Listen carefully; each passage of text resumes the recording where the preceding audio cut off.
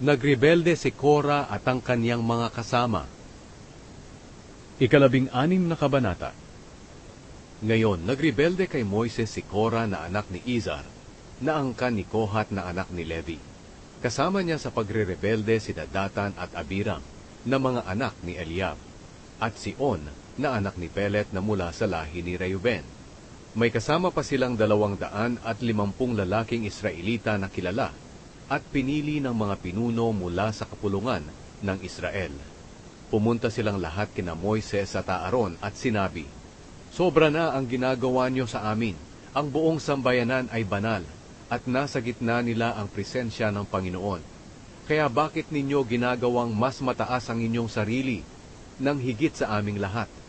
Pagkarinig nito ni Moises, nagpatira pa siya para manalangin sa Panginoon.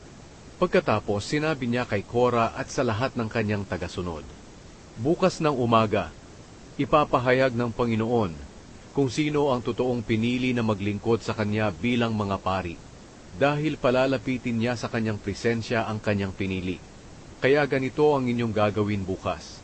Kumuha kayo ng lalagyan ng insenso, at lagyan ninyo ito ng baga at insenso, at dalhin sa presensya ng Panginoon.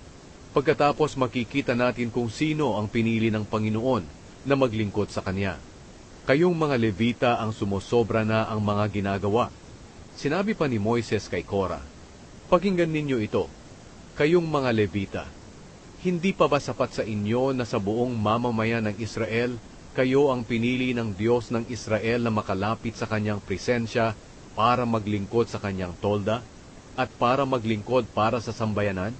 Pinili niya kayo, at ang iba pang mga Levita para makalapit sa kanyang presensya. At ngayon gusto pa ninyong maging pari. Sino ba si Aaron para reklamuhan ninyo? Sa ginagawa ninyong iyan, ang Panginoon ang inyong kinakalaban." Pagkatapos ipinatawag ni Moises sina Datan at Abiram na mga anak ni Eliab. Pero sinabi nila, "Hindi kami pupunta. Hindi pa ba sapat na kinuha mo kami sa Ehipto na maganda at masaganang lupain para patayin lang kami rito sa ilang? At ngayon gusto mo pang maghari sa amin. At isa pa, hindi mo kami dinala sa maganda at masaganang lupain, o binigyan ng mga bukid o mga ubasan na aming aariin. Ngayon, gusto mo pa ba kaming lokohin? Hindi kami pupunta sa iyo." Nagalit si Moises at sinabi niya sa Panginoon, "Huwag po ninyong tatanggapin ang kanilang mga handog. Hindi ako nagkasala sa sino man sa kanila. Wala akong kinuha sa kanila kahit isang asno." Sinabi ni Moises kay Kora, "Bukas ikaw at ang iyong mga tagasunod ay pupunta sa presensya ng Panginoon sa toldang tipanan, at pupunta rin doon si Aaron. Ang 250 na mga tagasunod mo ay pagdalhin mo ng tigi-isang lalagyan ng insenso. Palagyan mo ito ng insenso at ihandog sa Panginoon. Kayo ni Aaron ay magdadala rin ng lalagyan ng insenso." Kaya kumuha ang bawat isa ng kanya-kanyang lalagyan ng insenso at nilagyan ng baga at insenso. At tumayo sila kasama ni Moises at Aaron sa pintuan ng toldang tipanan.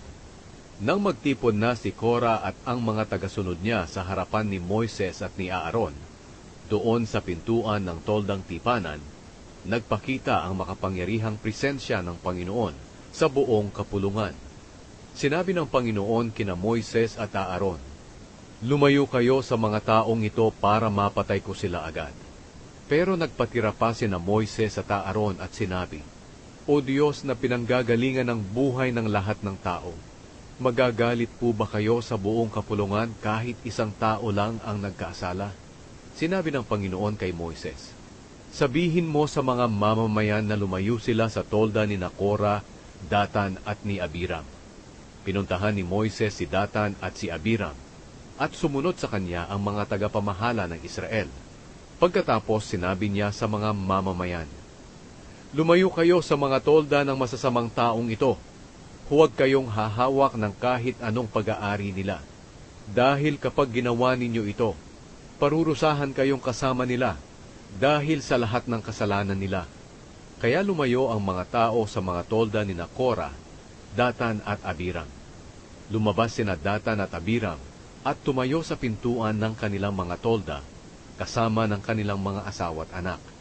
Sinabi ni Moises sa mga tao, "Sa pamamagitan nito malalaman ninyo na ang Panginoon ang nagsugo sa akin para sa paggawa ng mga bagay na ito, at hindi ko ito sariling kagustuhan. Kung mamatay ang mga taong ito sa natural na kamatayan, hindi ako isinugo ng Panginoon. Pero kung gagawa ang Panginoon ng kamanghamanghang bagay, at mabiyak ang lupa, at lamunin silang buhay, kasama ng lahat nilang mga ari-arian papunta sa mundo ng mga patay, malalaman ninyo na ang mga taong ito ang nagtakwil sa Panginoon." Pagkatapos magsalita ni Moises, nabiyak ang lupa na kinatatayuan ni Datan at Abiram, at nilamon sila at ang kanilang pamilya ng lupa, kasama ang lahat ng tagasunod ni Korah at ang lahat ng kanilang ari-arian. Buhay silang lahat na nilamon ng lupa pati ang kanilang mga ari-arian. Sumara ang lupa at nawala sila sa kapulungan. Ang lahat ng mga Israelita ay nagsilayo nang marinig nila ang kanilang pagsigaw, dahil iniisip nila na baka lamunin din sila ng lupa. Pagkatapos nagpadala ang Panginoon ng apoy, at nilamon nito ang 250 tagasunod ni Korah na naghahandog ng insenso. Sinabi ng Panginoon kay Moises, "Sabihin mo sa paring si Eleazar na anak ni Aaron, na kunin niya ang mga lalagyan ng insenso sa mga bangkay na nangasunog, dahil banal ang mga lalagyan. Sabihan mo rin sila na ikalat nila sa malayo ang mga baga ng mga lalagyang ito, na galing sa mga taong nangamatay, dahil sa kanilang mga kasalanan. Ipamartilyo ang mga ito hanggang sa mapitpit, at itakip sa altar, dahil inihandog ito sa Panginoon at naging banal ito. Ang takip na ito sa altar ay magiging isang babala para sa mga Israelita." Kaya ayon sa iniutos ng Panginoon sa pamamagitan ni Moises, ipinakuha ng paring si Eleazar ang mga tansong lalagyan ng insenso na dinala ng mga taong nangasunog, at minartilyo niya ito upang itakip sa altar. Isa itong babala para sa mga Israelita na walang sino mang makakalapit sa altar para magsunog ng insenso sa Panginoon, maliban lang sa angkan ni Aaron, upang hindi mangyari sa kanya ang nangyari kay Korah at sa mga tagasunod niya. Pero nang sumunod na araw, nagreklamo na naman ang buong mamamayang Israelita kina Moises at Aaron. Sinabi nila, "Pinatay ninyo ang mga mamamayan ng Panginoon." Habang nagkakaisa silang nagrereklamo kina Moises at Aaron, lumingon sila sa toldang tipanan, at nakita nila na biglang bumalot ang ulap sa tolda, at ipinakita ng Panginoon ang kanyang makapangyarihang presensya.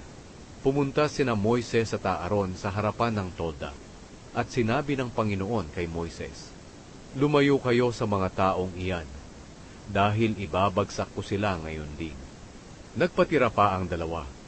Pagkatapos sinabi ni Moises kay Aaron, "Kunin mo ang lalagyan mo ng insenso, at lagyan ito ng insenso at baga galing sa altar, at magmadali kang pumunta sa mga mamamayan, at maghandog ka sa Panginoon para mapatawad ang kanilang mga kasalanan, dahil galit na ang Panginoon, at nagsimula na ang salot."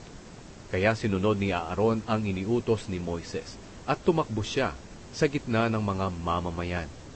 Nagsimula na ang salot sa mga tao, pero naghandog pa rin si Aaron ng insenso para mapatawad ang kasalanan ng mga tao.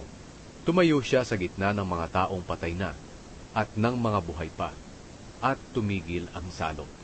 Pero 14,700 ang namatay, hindi pa kasama ang mga namatay dahil kay Korah. Pagkatapos, bumalik si Aaron kay Moises sa pintuan ng toldang tipanan, dahil tumigil na ang salot.